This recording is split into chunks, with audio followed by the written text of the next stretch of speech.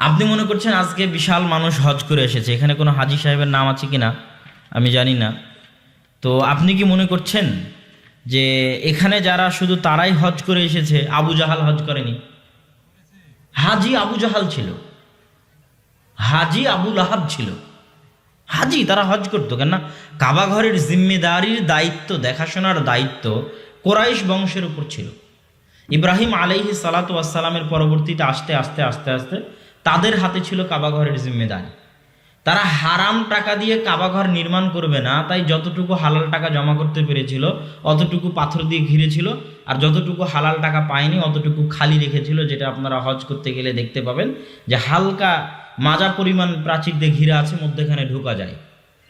দেখেছেন যারা হাজি গেছেন কাবা ঘরের পাশে, ওই জায়গাটুকু ইব্রাহিম আলাইহিসসালাম কাবা ঘরের মধ্যে করে বানিয়েছিলেন।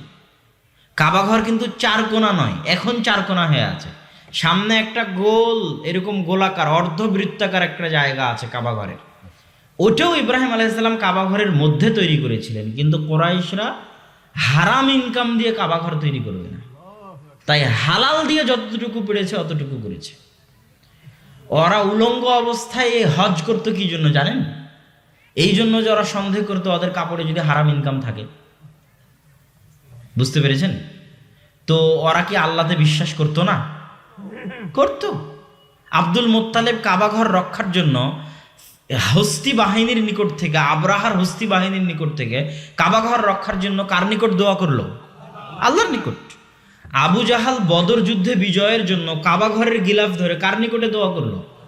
আবু জাহাল আল্লাহর নিকটে দোয়া করছে, আল্লাহুম্মা মানসুর, হাদিসের বাক্য যে আল্লাহুম্মা মানসুর আহদাল ফিআতাইন, হে আল্লাহ আজকের যুদ্ধে যে হকের বেশি নিকটবর্তী আপনি তাকে বিজয় দান করেন।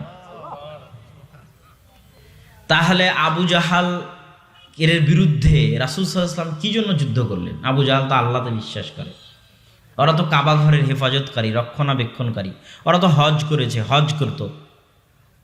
আবু জাহালকে কি জন্য আমরা কাফের বলবো? আবু লাহাবকে কি জন্য আমরা কাফের বলবো? সেটা হচ্ছে তাদের মধ্যে আল্লাহকে সৃষ্টিকর্তা হিসেবে মানতে, আল্লাহকে রিজিক দাতা হিসেবে মানতে, পালনকর্তা হিসেবে মানতে কোনো আপত্তি ছিল না।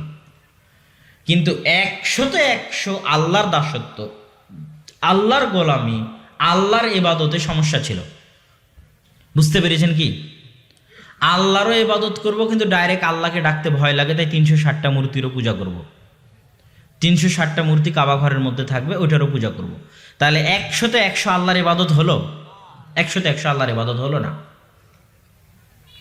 আজকের যুগে আপনি আল্লাহকে সৃষ্টিকর্তা হিসেবে মানেন, আর সন্তান যখন হচ্ছে না তখন ভিসা করে টিকিট করে চলে যাচ্ছেন আজমির শরীফ, রাজস্থানের আজমির শরীফ। সারা ভারত থেকে হাজার হাজার লাখ লাখ মানুষ যায় খাজা মঈনুদ্দিন চিশতি গরিব নওয়াজ এর মাজারে। এটা ট্রেনই আছে আলাদা, গরিব নওয়াজ ট্রেন। মানুষ এখান থেকে চলে যাচ্ছে শাহ মখদুমের মাজারে, শাহজালালের মাজারে, সন্তান দিতে পারবে সে, নাউজুবিল্লাহ। তাহলে সে কি, তার মধ্যে আর আবু জাহালের মধ্যে কি পার্থক্য আছে বলেন? তাহলে আজকের অধিকাংশ মুসলমানের সাথে সেই যুগের কাফেরদের কি পার্থক্য আছে? খুব কম পার্থক্য আছে। আপনাদের বাড়িতে ঘরে দেখবেন তাবিজ আছে, তাবিজ ঝুলাচ্ছেন, গলায় তাবিজ লটকাচ্ছেন, বিভিন্ন কুসংস্কারে বিশ্বাস করছেন। অমুক দিনে বাঁশ কাটা যাবে না, হাত চুলকালে, মাথা চুলকালে এটা হয়, হাত থেকে প্লেট পড়ে গেলে এটা হয়, হুতুম পেঁচা দেখলে এটা হয়, তোমার কথা মনে করছিলাম তুমি আসলে তোমার বয়স বেড়ে যাবে, এটা হয়। অগণিত অসংখ্য কুসংস্কারে সমাজ ভর্তি। তাহলে তাদের মধ্যে আর আবু জাহালের মধ্যে কোনো পার্থক্য আছে? খুব কম পার্থক্য আছে। তাহলে আসল তাওহীদ হচ্ছে ইবাদতে, দাসত্বে আল্লাহ সুবহানাহু তাআলার 100% ইবাদত এবং দাসত্ব করা। ওই ব্যক্তির চাইতে ওই ব্যক্তি শ্রেষ্ঠ। কোন ব্যক্তির চাইতে কোন ব্যক্তি? যে ব্যক্তি জীবনে কোনোদিন নামাজ, কালাম, হজ, যাকাত, সিয়াম কিছু করেনি, ওর চাইতে এই শ্রেষ্ঠ যে নামাজ, কালাম, হজ, যাকাত কিছু করেনি। কার চাইতে? যে শাহজালালের মাজারে গিয়ে সিজদা করে শাহজালালের নিকটে দোয়া করেছে, যে তাবিজ ঝুলিয়ে রেখেছে এই মনে করে যে তাবিজ তার উপকার করতে পারবে, যে গণকের কাছে গেছে হাত পরীক্ষা করতে যে গণক তার ভবিষ্যৎ বলে দিতে পারবে, যে রাশি পরীক্ষা করেছে কর্কট রাশি, কী সব রাশি, এই রাশি পরীক্ষা করে ভাগ্য পরীক্ষা করেছে। দরবেশ বাবার কাছে গেছে, স্বামী স্ত্রীর মধ্যে মিল হবে তাই, যার সাথে প্রেম করে তাকে পাবে তাই, চাকরি হবে তাই, বিদেশ যাবে তাই, ভিসা যেন লাগে তাই, লটারি যেন লাগে তাই। এগুলোর মধ্যে যে গেছে ওর চাইতে এ ভালো, যে কোনোদিন নামাজও পড়েনি, সিয়ামও আদায় করেনি, কিন্তু তাও আল্লাহ ব্যতীত অন্য কারো সামনে মাথাও নত করেনি। কথা বুঝতে পারেননি মনে হয়। ওইটা হচ্ছে বিবাহ না করার চাইতে বিবাহ করে পরকিয়া করা বেশি গুনাহ না? হ্যাঁ, আমি বিয়েই করিনি, আর একজন বিয়ে করেছে, বিয়ে করে পরকিয়া করছে, খায় একজনের, গুণ গায় আর একজনের। আর আমি খাই ঠিকই, কিন্তু কারোই গুণ গাই না, কমসে কম আর একজনের তো গুণ গাচ্ছি না। কথা মনে হয় আমি বুঝাতে পারছি না। যদি কথা বুঝাতে না পারি তাহলে সেটা আমার ব্যর্থতা। তো এটাই হচ্ছে তাওহীদের আসল জিনিস, মূল সার নির্যাস। এই জন্য এই জায়গা আল্লাহ সুবহানাহু ওয়া তাআলা কোনো মতে বরদাস্ত করেন না। ইন্নাল্লাহা লা ইয়াগফিরু আন ইউশরিকা বিহি ওয়া ইয়াগফিরু মা দুনা যালিকা লিমান ইয়াশা। আল্লাহ সব গুনাহ ক্ষমা করতে রাজি আছেন, কিন্তু শিরকের গুনাহ ক্ষমা করতে রাজি নাই। আল্লাহ সুবহানাহু ওয়া তাআলা শিরকের গুনাহ ক্ষমা করবেন না, কেননা শিরক আল্লাহকে অপমান করা, শিরক আল্লাহকে ছোট করা, শিরক আল্লাহ সুবহানাহু ওয়া তাআলাকে অপমানিত, পদদলিত করা, তার নাম শিরক। শেয়ার করা, ভাগ করা। এই জন্য আল্লাহ চাইলে কালেমা বলতে পারতেন এইভাবে যে আন্নাল্লাহা ইলাহ, আল্লাহ হচ্ছেন ইলাহ, এভাবে কালেমা বলা যেত। কোরআনের আয়াত এভাবেও বলা যেত যে না'বুদু ইয়াকা ওয়া নাস্তাঈনু ইয়াকা, কিন্তু কালেমা হলো এভাবে যে লা ইলাহা ইল্লাল্লাহ। আর কোরআনের আয়াত হলো এভাবে ইয়াকা না'বুদু ওয়া ইয়াকা নাস্তাঈন, শুধু এই জিনিসটা বোঝানোর জন্য। যদি বলতো আন্নাল্লাহা ইলাহ, আল্লাহ হচ্ছেন ইলাহ, তখন আরো 10 জনের ইলাহ হওয়ার সুযোগ ছিল। প্রথমে লা ইলাহ, আরে কোনো ইলাহি নাই। তুমি যতজনকে সম্মান দাও, দাসত্বের সম্মান, ফুল দিচ্ছ, সম্মান করতেছ, মাথা নত করতেছ, দিনকে সম্মান করতেছ, স্থানকে সম্মান করতেছ, পাথরকে সম্মান করতেছ, ব্যক্তিকে সম্মান করতেছ, কবরকে সম্মান করতেছ, মাথা নত করতেছ, তাবিজ লাগাচ্ছ, কুসংস্কারে বিশ্বাস করতেছ, লা ইলাহ, এগুলো সবই আল্লাহ ব্যতীত অন্যকে ইলাহ, ছোট ছোট বিন্দু মাত্র সরিষা সমপরিমাণ হলো ইলাহ মানা, এগুলো একটাও চলবে না, সব বাদ। প্রথমে এগুলো থেকে হৃদয় পরিষ্কার সাফ হতে হবে। তারপরে ইল্লাল্লাহ, একমাত্র দাসত্বের যোগ্য, সম্মানের যোগ্য, মাথা নত করার যোগ্য, চাওয়ার যোগ্য কে? আল্লাহ সুবহানাহু ওয়া তাআলা। সারা জীবনে যদি একবার হাত তুলতে হয়, কার কাছে হাত তুলবেন? আল্লাহর কাছে। মরা পর্যন্ত যদি একদিন সিজদা করার ভাগ্য হয়, কার সামনে সিজদা করবেন? আল্লাহর সামনে। এর নাম হচ্ছে তাওহীদ। ওটাই বলা হয়েছে ইয়াকা না'বুদু ওয়া ইয়াকা নাস্তাঈন। যদি না'বুদু ইয়াকা ওয়া নাস্তাঈন ইয়াকা হতো আল্লাহ আমরা আপনার ইবাদত করি, আপনার নিকটে সাহায্য চাই, এটা স্বাভাবিক কথা। আপনি আমাকে বলেন যে আব্দুল্লাহ ভাই আমি আপনাকে অনেক ভালোবাসি, এই কথা আপনি এখানে যতজন বক্তা আছে সবাইকে বলতে পারবেন? পারবেন না? সবাইকে গিয়ে বলতে পারবেন যে আমি আপনার বক্তব্য শুনি, আপনার ফেসবুকে ইউটিউবে ভিডিও দেখি। আব্দুর রাজ্জাক বিন ইউসুফকে বলতে পারবেন, মুজাফফরুল মহসিনকে বলতে পারবেন, আব্দুর রহমান বিন আব্দুর রাজ্জাককে বলতে পারবেন, সবাইকে গিয়ে বলতে পারবেন। তাহলে এই কথার তো কোনো অর্থ নাই। আপনি আমাকে বলেন আমরা আপনার নিকটে সাহায্য চাই, আপনার নিকটে ইবাদত করি, পরের দিন চেয়ারম্যানকে গিয়ে বলেন আপনার নিকটে সাহায্য চাই, আপনার ইবাদত, পরের দিন এমপিকে গিয়ে বলেন আপনার নিকটে সাহায্য, আপনার নিকটে ইবাদত করি। কথার কোনো ভ্যালু আছে? কোনো ভ্যালু নাই। ইয়াকা না'বুদু ওয়া ইয়াকা নাস্তাঈন, অনলি অন, একমাত্র, শুধুই শুধু আপনারই ইবাদত করি, আপনার নিকটেই চাই, আপনি ব্যতীত কারো নিকটে চাই না, আর কারো দাসত্ব করি না। এর নাম হলো ইয়াকা না'বুদু ওয়া ইয়াকা নাস্তাঈন। এটা হলো ইবাদতে, দাসত্বে আল্লাহর একত্ববাদ, আল্লাহ সুবহানাহু ওয়া তাআলার একত্ব ও অদ্বিতীয়ত্ব। এটাই ইসলামের সৌন্দর্য। এটা ইসলাম কি জন্য করতে চায়? কেননা এই জায়গাতে পৃথিবীর সব বিজনেস, সব ব্যবসা, যত ধর্মীয় ব্যবসা আছে, সেটা হিন্দু ধর্মের ব্যবসা হোক, বৌদ্ধ, জৈন, ইহুদি, খ্রিস্টান, সব ধর্মের ব্যবসা চলে এই জায়গাতে। পাদ্রির ব্যবসা বন্ধ হয়ে যাবে যদি এটা আমি খ্রিস্টানদের বুঝাতে পারি এই বক্তব্য যে তাওহীদুল উলুহিয়া কি, ইবাদতে আল্লাহর একত্ববাদ কি। রাব্বির ব্যবসা বন্ধ হয়ে যাবে যদি আমি ইহুদিদের বুঝাতে পারি যে তাওহীদ কি জিনিস, তাওহীদুল উলুহিয়া। যেমন আবু জাহালের ব্যবসা বন্ধ হয়ে গেছিল আল্লাহ রাসূল যখন বুঝাচ্ছিল তাওহীদুল উলুহিয়া কি। আমি যদি বাংলাদেশের মানুষকে বুঝাতে পারি তাওহীদুল উলুহিয়া কি, তো শত পীর মাজারের ব্যবসা কি হয়ে যাবে? বন্ধ হয়ে যাবে। কি জন্য বন্ধ হয়ে যাবে? এদের সবার ব্যবসা চলে, হিন্দু ধর্মের পণ্ডিত গুরু বলেন, আর ইহুদি ধর্মের রাব্বি বলেন, আর খ্রিস্টান ধর্মের পাদ্রী বলেন। বাপরে বাপ, করেছো কি? তুমি আল্লাহর কাছে সরাসরি কিছু চাইতে পারবে না, তোমাকে ঈসা আলাইহিস সালামের মাধ্যম দিয়ে চাইতে হবে, আমার মাধ্যম দিয়ে চাইতে হবে। একমাত্র আমাদের সাথে আল্লাহর সম্পর্ক। তুমি বেদে হাত দিতে পাবে না, বেদ একমাত্র ব্রাহ্মণরা পড়তে পারে, ব্রাহ্মণদের মাধ্যম দিয়ে তোমাকে আল্লাহর কাছে পৌঁছতে হবে। তুমি এত বড় গুনাহগার, তুমি কেমনে আল্লাহর সামনে কথা বলবা? তোমাকে পীর ধরতে হবে। মাধ্যম ছাড়া, ওসিলা ছাড়া তুমি তো আল্লাহর কাছে চাইতে পারবে না। এই জায়গাতে কি হয়? ব্যবসা। এই জায়গাতে কি তৈরি হয়? ব্যবসা তৈরি হয়। তো তাওহীদুল উলুহিয়ার মূল জিনিস হচ্ছে বান্দা এবং আল্লাহ, বান্দা এবং আল্লাহর কানেকশন ডাইরেক্ট। কানেকশন কি? ডাইরেক্ট। এখানে কোনো ভায়া ওয়াস্তা মাধ্যম নাই। যত বড় গুনাহগার হোক, যত বড় গুনাহগার, পৃথিবীর সবচেয়ে বড় কাফের ফেরাউনেরও কানেকশন আল্লাহর সাথে কি? ডাইরেক্ট। যদি ফেরাউন ঈমান আনতে চাইতো, যদি ফেরাউন দাসত্ব করতে চাইতো, এটা উদাহরণ দেখেন, যদি এটা আমার বক্তব্যের বিষয় নাই, বলতে গিয়ে এইদিকে চলে আসলাম, দিয়ে এটা বলেই শেষ করে দিচ্ছি। একজন ব্যক্তি 99 জনকে হত্যা করেছে, বনি ইসরায়েলের ঘটনা, বুখারীর হাদিস। হত্যা করার পর একজনকে গিয়ে বলতেছে, আলেমকে গিয়ে বলতেছে, আমি ক্ষমা চাই, আল্লাহর নিকটে ক্ষমা চাইতে চাই। কেমনে চাইবো? সে বলছে 99 জনকে হত্যা করে আবার ক্ষমা হয় নাকি? তোমার কোনো ক্ষমা নাই। তখন ওকেও হত্যা করে দিয়েছে, তো 100টা পূর্ণ করেছে।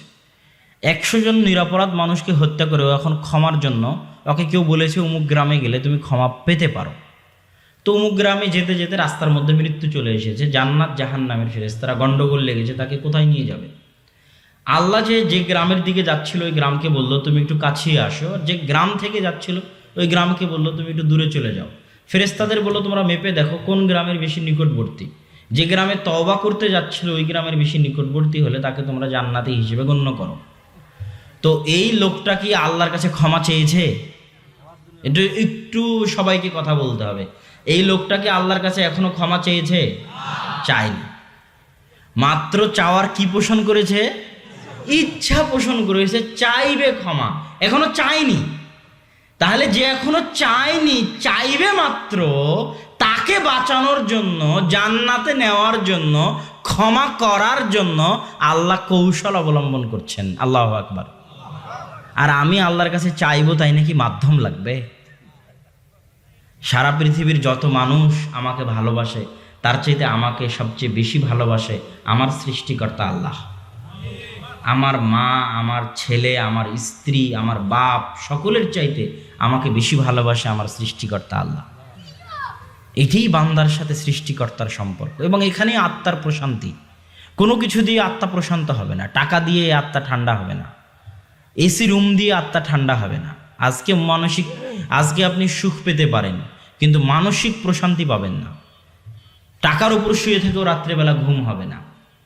মানসিক প্রশান্তি আত্মা তখনই পায় যার কাছ থেকে এসেছে তার সাথে যখন তার সম্পর্ক তৈরি হয়। এই শরীরটা তো দুনিয়াতে তৈরি হয়েছে মায়ের পেটে, কিন্তু রূহ কি মায়ের পেটে তৈরি হয়েছে? রূহ কোথায় থেকে এসেছে? আসমান থেকে, আল্লাহর নিকট থেকে এসেছে।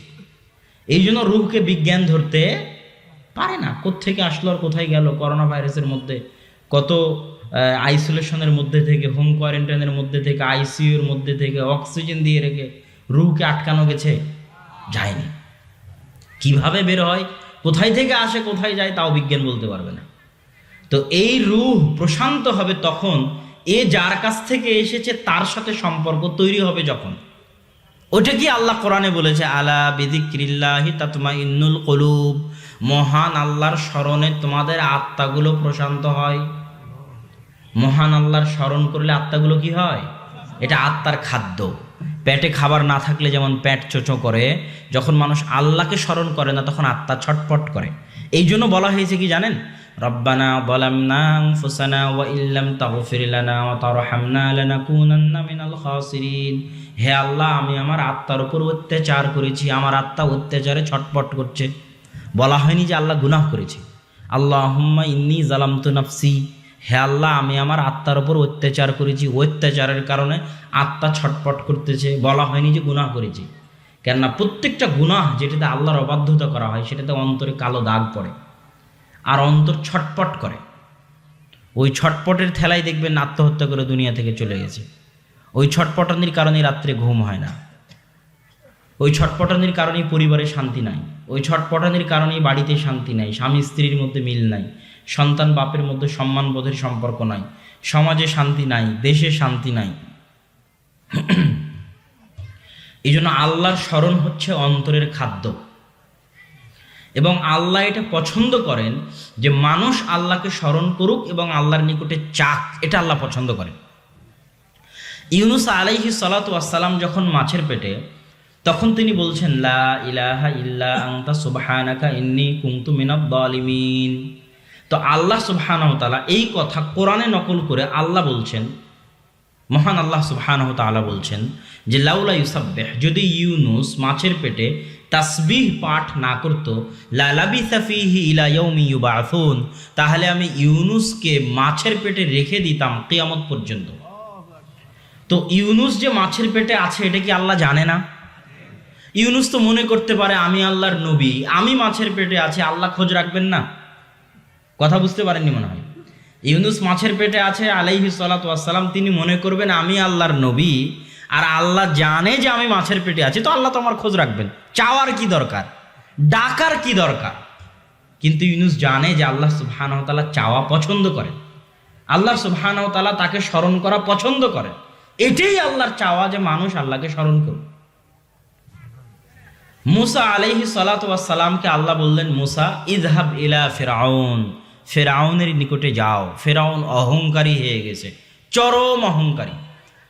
তখন মুসা আলাইহিস সালাম বললেন, আল্লাহ আমার মুখ জিহ্বা তোতলা, আমাকে দিয়ে এই কাজ হবে না। তখন আল্লাহ বললেন, মুসা তুমি বলো রব্বি ইশরাহ লি সাদরি ওয়া ইয়াসসির লি আমরি ওয়াহলুল উকদাতাম মিন লিসানি ইয়াফকাহু কওলি, হে আল্লাহ আমার বুককে প্রশস্ত করে দিন, আমার কাজকে সহজ করে দিন, আমার জিহ্বার জড়তাকে দূর করে দিন, যাতে মানুষ আমার কথা বুঝতে পারে। তো আল্লাহ চাইলে ডাইরেক্ট তো মুসা আলাইহিস সালামের জিহ্বা ঠিক করে দিতে পারতেন।